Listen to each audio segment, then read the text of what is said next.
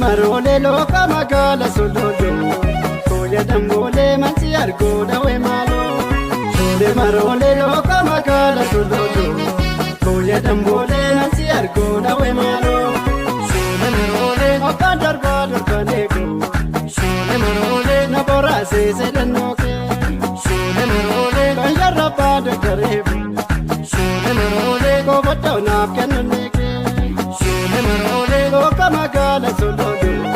Koya dambole mansi argoda we malo Sibirate rampate kalbi darra emate Warikiyo yadanto wala kanta dorafte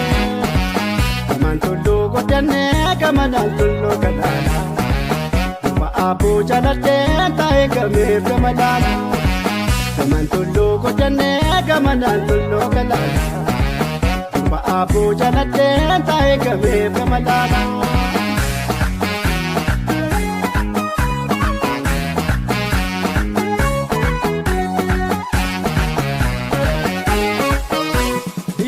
Gamita shole nama be kolleta dage sidaksi sakole simbashanan sisa Inshallah gamita shole nama be kolleta dage sidaksi sakole simbashanan sisa Inshallah gamita maro pincha gudda Inshallah gamita dandana nubna Inshallah gamita madgali hunda Inshallah gamita wadinda wana Inshallah gamita Pontu walaga, inshallah gamita. Sindoto letiko, inshallah gamita. Imane yashage, inshallah gamita. Beto maneko, inshallah gamita show. Nama be koleta, again sidaksi sekule, simbashanan sisa.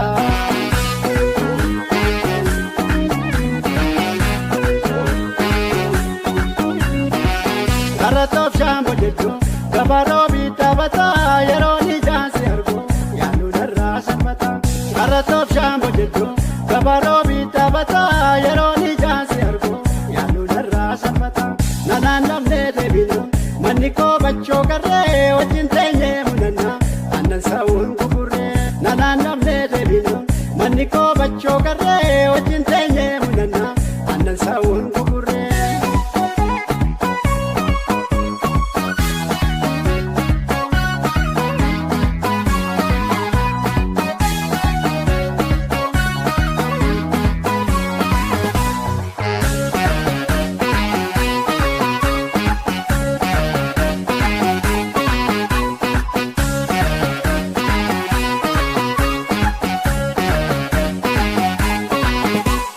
Shole marole loka magala solodo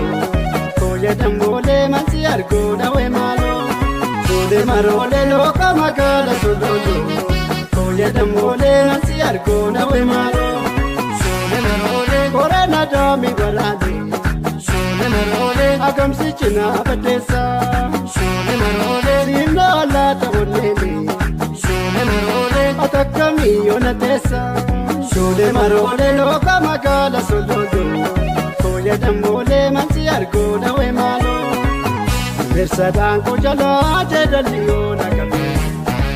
Kuwadi kule tala si badere badabe Versadan ko jala jedaliyo nakabe Jure kule tala si badere badabe Si barra la kombola listo ware binde Yara simbo biya hayo dakto Kiti barra la kombola listo wari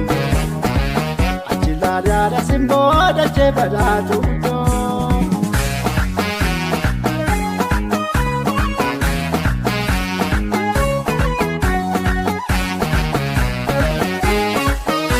Inshallah gamita shole nama be kolleta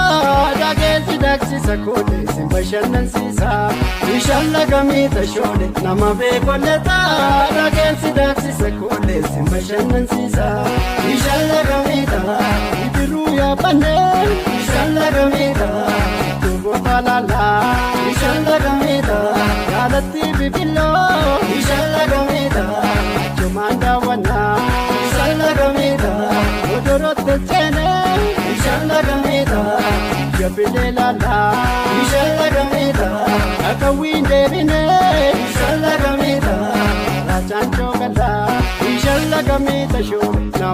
kolleta adageensi daaksise kuute sin bashannansiisa.